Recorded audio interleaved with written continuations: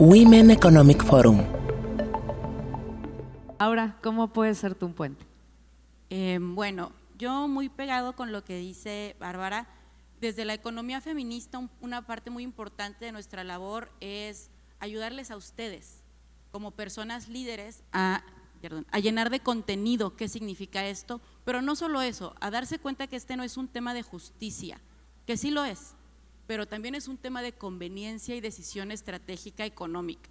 Y muy de la mano de lo que mencionaba Marta, pues los cuidados en este momento ya se reconocen a nivel global como un motor económico, a veces que no queremos ver, pero que sabemos que existe. Por ejemplo, se calcula que en 2022, el INEGI calculaba que 7.2 billones de pesos era lo que generaba la industria de los cuidados no remunerados. 7.2 billones. Para contexto, el presupuesto total de la Federación de este año es de 9 billones. Casi todo el presupuesto podríamos aportar a la economía solo con los cuidados no remunerados. Entonces ya aquí nos da una pequeña estrategia, ¿no? O sea, sí es una buena cantidad de dinero. Pero en porcentaje, ¿cuánto es? Es el 25% del PIB, que aparte está calculado bajo. ¿Saben qué es más bajo que eso? Las manufacturas con 21% y el comercio con 19%. Y bien lo dijo Marta, no hay actividad económica más redituable para la economía que el cuidado. Pero ¿qué más? Es la actividad económica que emplea a más personas. El cuidado no remunerado tiene aproximadamente 2.000 millones de personas trabajando en él en el mundo, 97% mujeres. Solo me estoy refiriendo al no remunerado. Pero eso también, ¿qué pasa con nuestras economías cuando están construidas así? Cuando nuestras economías están construidas así, está como que todo chueco. Tenemos nuestras economías construidas para valorar solo la productividad. Y eso pareciera que es una decisión estratégica como empresas muy buena, pero se nos olvida un poco que la verdadera finalidad de la productividad es la sostenibilidad de la vida, es que vivamos, que existamos. Por eso cuando vemos estos picos de inflación, no importa cuánto ganamos y cuánto producimos, seguimos sin vivir bien, ¿no? ¿Cuánto sabemos de esto de la pobreza, de vivir para trabajar en vez de trabajar para vivir? Ahí está muy vinculado el tema del cuidado. Y para mencionar un dato que a mí siempre me impacta, es cuando nos sorprende la inflación. Siempre parece como que no hubiera economistas, ¿no? ¡Ay, qué sorpresa, otra vez hubo inflación! Y yo, bueno, pues que estabas calculando mal, ¿para qué te pagaban, no? Todo el tiempo nos sorprende la inflación en los años recientes. Una realidad detrás de eso que los cuidados atienden es cómo se calcula la inflación. La inflación se calcula primordialmente a través de una canasta básica. La canasta básica hasta hace no tantos años no incluía gas, pues incluía frijoles, agua, carne, pero pues ¿cómo los cocino? Con gas. ¿Pero qué faltó? Sumarle, y que en ningún lado del mundo todavía sucede. ¿Quién la cocina? Aquí vi muchas caras, pero ¿por qué nadie en la economía se nos ocurrió? O sea, ¿a quién se le ha ocurrido que no hay valor económico en alimentar desde el nacimiento? Hablábamos de la lactancia, hablábamos de los cuidados de las personas que requieren cuidados de largo plazo, nada de eso está introducido en el esquema económico. Entonces, parte de la economía feminista es ayudarles a llenarles de contenido este pensamiento que no significa que es un pensamiento que, porque las mujeres hemos cargado, que es un tema de mujeres, es un tema de sostenibilidad de la vida, es nuestra siguiente crisis básica. Y en esto sí quiero ser alarmista, si no nos ocupamos de esto como empresas, no seguimos en este planeta. O sea, esta es la ruta que nos ha puesto la Tierra para decidir nuestra autodestrucción o nuestra supervivencia. Entonces, para eso, como líderes estratégicas en empresa, tenemos que adelantarnos a esta crisis. Lo que ya no hicimos bien y que todavía hay espacio de corrección, pero no tanto en el cambio climático, lo tenemos que hacer con los cuidados. Es una dinámica muy similar. Entonces, por eso es una decisión estratégica. Y ahí hay políticas relacionadas con la proactividad. Y les voy a convencer un poquito también porque es una decisión estratégica para todas sus empresas trabajar en cuidados, invertir en cuidados. Dejemos de pensarlo como un costo primero, porque de que cuesta, cuesta, ¿no? Lo que pagamos todas y todos, pero sobre todo todas, pero no se gasta en eso, se invierte. La ONU ha calculado que para 2030 aproximadamente 2.300 millones de personas vamos a necesitar cuidado. 2.300 millones de personas, de las cuales 100 millones van a ser personas adultas mayores, pero otras 100 millones personas entre 6 y 14 años. Tenemos lo suficiente para atender a 200 millones de personas, solo extras, y estas 2.300. Pero bueno, esto también es una oportunidad empresarial. Creo que ahí es muy importante darnos cuenta que lo que no vimos a tiempo con la crisis climática y las oportunidades que nos da con los cuidados sí se puede ver, no puede ser una sorpresa. Ahí también es la inversión en capital humano. Está demostradísimo, y lo comentaban ya, que la atención de los cuidados reduce la rotación, promueve la equidad, pero además incrementa la potencialidad de medir nuestros riesgos. Sabemos que cosas suben de precio, ¿no? Que si tenemos fenómenos de diferente tipo, y ahí lo conecto con el tercer punto que quiero dejarles, atender cuidados desde el sector empresarial y desde la economía feminista, llenarles de contenido para esto, es atender también el tema de la resiliencia climática y de la frontera de automatización, que son los otros dos grandes temas que nos enfrentan económicamente como planeta por venir. La resiliencia climática, cada vez hay más fenómenos meteorológicos que no podemos calcular, y los precios de las cosas de agricultura crecen, pero ¿qué no crece? Los salarios. Si seguimos sin remunerar esto, no podemos hacer cálculos exactos de cuánto va a subir nada, porque estamos dejando fuera de nuestros cálculos 25%. Por eso siempre hay sorpresa.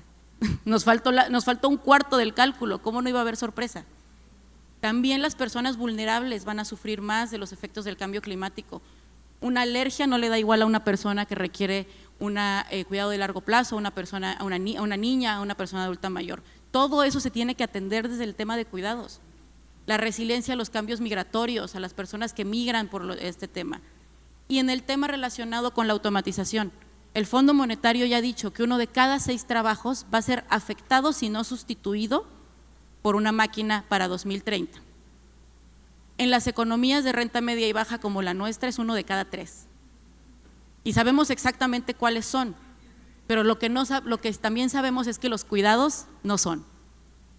Entonces, fortalecer, profesionalizar y mejorar nuestra aceptación empresarial de las labores de cuidado y las tareas alrededor que pueden facilitar la sostenibilidad de la vida a través de los cuidados, no solo es una decisión de justicia, de principio, que vale la pena solo por eso, sino es estratégica, es adelantarse, es ser proactivo y es no quedarse atrás ante las situaciones de riesgo que ya conocemos. No podemos ignorar el riesgo que tenemos enfrente o nos vamos a quedar atrás. Y desde la economía feminista podemos siempre ayudar a llenar de contenido esto, que no les digan que esto es extra, les va a costar mucho, mucho, pero mucho más, y el cambio climático ya está ahí para decírnoslo, no atenderlo ahora. Entonces, bueno, yo no quiero ser alarmista, pero esa es mi aportación.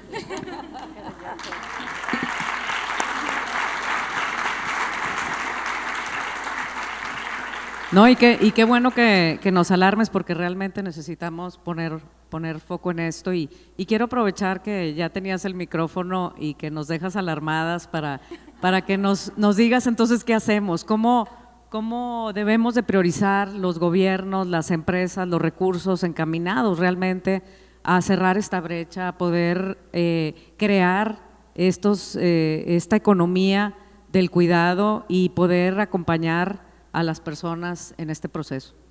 A mí me parece que como Marta ya es una convencida y experta en el tema, no se da cuenta lo bien que hace las preguntas, porque no preguntó si hay que priorizar, dijo ¿cómo priorizamos?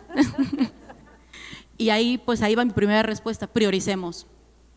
El tema de los cuidados no puede ser un tema que sea lateral, debe ser integral a la estrategia empresarial y de política pública. No puede ser un anexo o una cosa que solo se lleva a través de responsabilidad social corporativa o de bienestar, no puede ser un cachito. Así como les dije de grave e integral que puede ser la economía, así de integral debe ser al funcionamiento empresarial y al funcionamiento del Estado. Entonces, la primera es eso, meterla en todos lados, darse cuenta que es un transversal. Entonces, cada que algo estemos haciendo, a ver, ¿esto ya atiende esto? Que tiene que ver también con cómo ya se ve en otras estrategias, ¿no? La equidad laboral es una parte muy importante.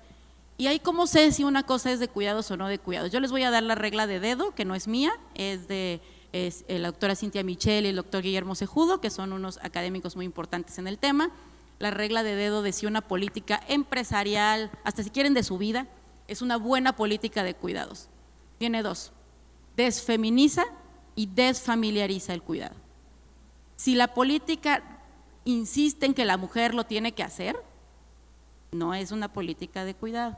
Puede ser una buena política, ojo, porque aquí muchos del tema de subsidios y los que mencionaba Marta pueden sentirse atacados. Los subsidios no es que sean malos, es que no necesariamente es una política que atiende la desfeminización, ¿no? Entonces, y el segundo, la desfamiliarización.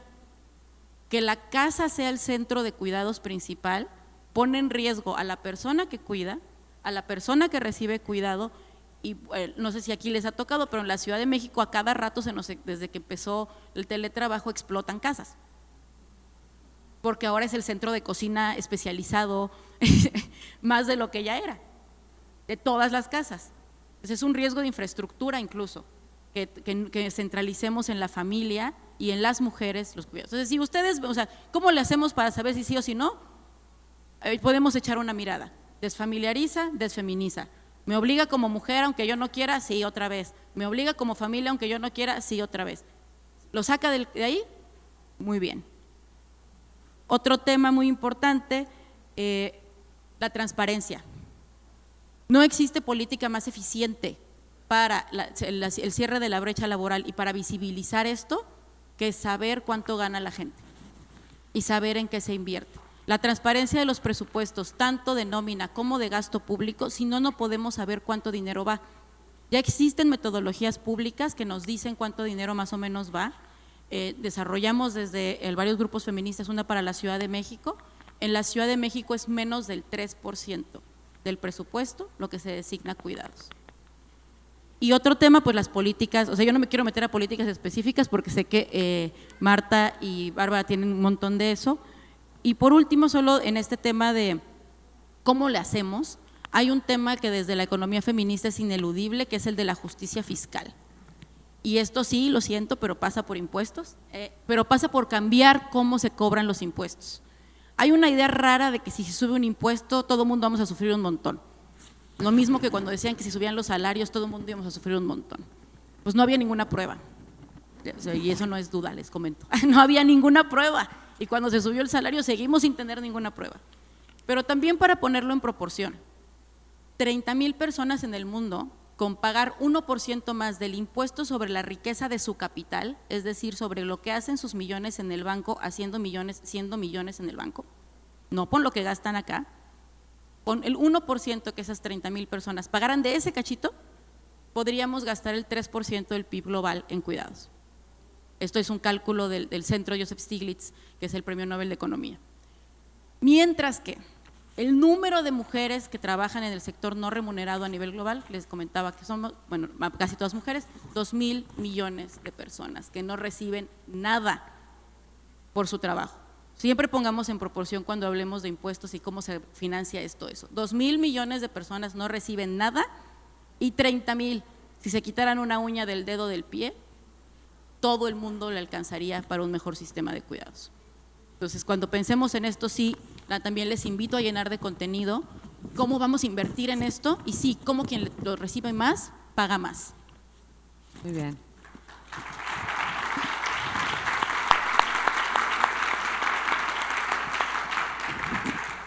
Y hablando de presupuestos, Marta, si nos puedes decir cuáles han sido las principales barreras que tú ves en la iniciativa privada con respecto a instalar un sistema de cuidado. Muy bien, pues yo creo que muchas de las barreras que enfrentamos están vinculadas al tema de las ideas. ¿Qué pensamos sobre el tema? ¿Cómo lo construimos? ¿Desde dónde lo estamos viendo? Pues una de las principales barreras básicamente es que las empresas a veces no se ven a sí mismas como garantes de derechos. Pensamos que el tema de cumplimiento de derechos es un tema de los gobiernos y que en ese sentido no nos compete. Entonces se ve como un deber social, como una norma moral, como algo que es un poco opcional, ¿no? Pero realmente la Convención de los Derechos del Niño, otros acuerdos internacionales enmarcan este tema como un tema de derechos, y la diferencia entre un derecho y una necesidad justamente es que hay acuerdos firmados consensuados entre los diferentes actores que lo hacen obligatorio. O sea que hay personas que tienen derecho a recibirlo, pero también hay personas que tienen obligación a brindarlo. Y en ese sentido las empresas, es esta visión, ¿no?, que está en el ámbito de las ideas. Otra cuestión en el ámbito de las ideas, obviamente que ya se mencionó aquí, son estos residuos del modelo hombre proveedor, mujer en casa, que permean en ámbitos muy profundos, digamos, ¿no? Entonces terminamos creando modelos que terminan reforzando los modelos no deseados, o sea, pues un poco en este sentido que nos hacen reflexionar las compañeras feministas sobre cómo a veces volvemos a hacer políticas que refuerzan el rol de que las mujeres nos toca cuidar. Yo ahí sí, como defensora de los derechos del niño, abro un paréntesis para pensar en las primeras infancias, sobre todo esos primeros 2 años, todavía no podemos pensar tanto en desfamiliarizar, tanto en desfeminizar, aunque sí queremos que los hombres participen, ¿no? Entonces, ese sería uno. El segundo es esta noción de la que también ya se habló, que se ve todavía como un gasto y no como una inversión, y hay bastante evidencia que muestra que las inversiones en cuidado aumentan el retorno sobre la inversión, disminuyen la rotación de personal, y en esto la verdad es que sí hay evidencia ya documentada. Hay un estudio de más de 4.800 empresas que mostraron que 6 de cada 10 identificaron que las inversiones para reducir la brecha de género tuvieron rendimientos positivos, ¿no? Atracción y mantener talento. Entonces, creo que está ese reto y ese obstáculo de que lo vean realmente como una inversión y no como un gasto. Y un tercer reto, por no tomar demasiado, sería la falta de competencia técnica, y creo que esto, justamente en esto es en lo que está trabajando UNICEF, ¿no? En dar esas herramientas para que ya el equipo que se sienta a planear estas políticas, pues no necesariamente tiene una amplia formación, sino cómo hacemos para acercar esas herramientas para que las competencias técnicas a la hora de desarrollar las políticas de cuidado sean suficientes, sean amplias, tengan con quién, que se sientan apoyados para diseñarlas de una manera que realmente pues abone a una mejor situación tanto de la empresa, de los empleados y de niños y niñas y otras poblaciones sujetas de cuidado. Gracias, muchas gracias, Marta. Y qué importante lo que dices, que todos los sectores lo veamos como cómo garantizamos los derechos, porque pareciera que nada más nos toca a unos. Y cerramos contigo, Bárbara, que cuando hablamos de pasar de la palabra a la acción, tú has puesto sobre la mesa siempre el tema de licencias para poder cuidar a personas mayores. ¿Cuál es tu perspectiva? ¿Qué se ha avanzado en eso? Porque para mí sigue siendo imperceptible. ¿Y cómo lo podríamos lograr? Sí, claro, de hecho creo que es imperceptible. Yo estaba pensando en esta última pregunta de cómo pasar de estas palabras a la acción y digo, quiero dejar 2 o 3 accionables, 2 o 3 semillas que creo que aquí es la tierra fértil, y bueno, dentro de estas hay un tema de licencias, pero primero pedirle al WEF que este tema no lo vuelva a quitar de este foro. Esa es mi petición número 1. Desde nosotros como líderes empresariales, desde la función que tengamos, empujar que se quede y con mucha firmeza pedirle al Estado y apoyarle para que esto avance y bueno, y el derecho al cuidado, yo en particular de las personas mayores, sea una realidad. Ahora, acá desde nuestras organizaciones, ¿qué podemos hacer?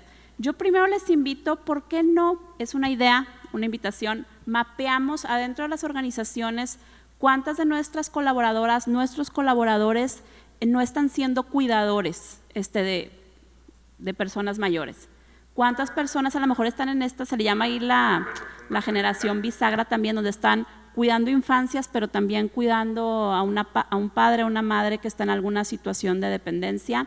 Y acerquémonos a ver cuántas personas están en esta situación, qué necesitan, y en base a eso diseñemos políticas de tiempo, ya sean licencias de tiempo para cuidar, pero creo que incluso podemos ir más allá y pensar, pues así como hay centros de cuidado para las infancias, ¿por qué no centros de cuidados para personas mayores? Pero tal vez profesionalización, capacitación. La verdad es que ideas hay un montón. Yo me ofrezco a apoyar a cualquier organización que quiera explorar el tema.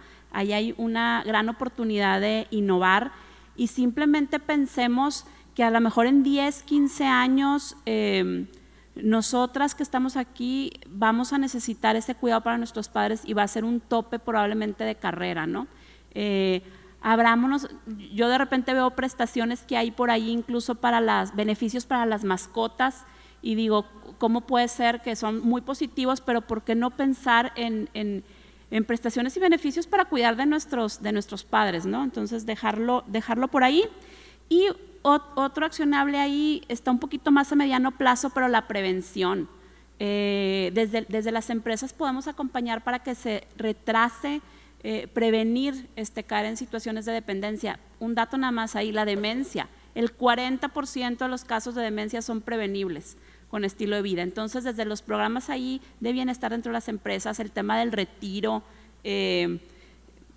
podemos desde muy jóvenes incorporar esta perspectiva de longevidad en las empresas. Aquí hay uno de los patrocinadores con los que ya estamos trabajando en un proyecto así, de incorporar esta perspectiva y hay mucho por trabajar ahí.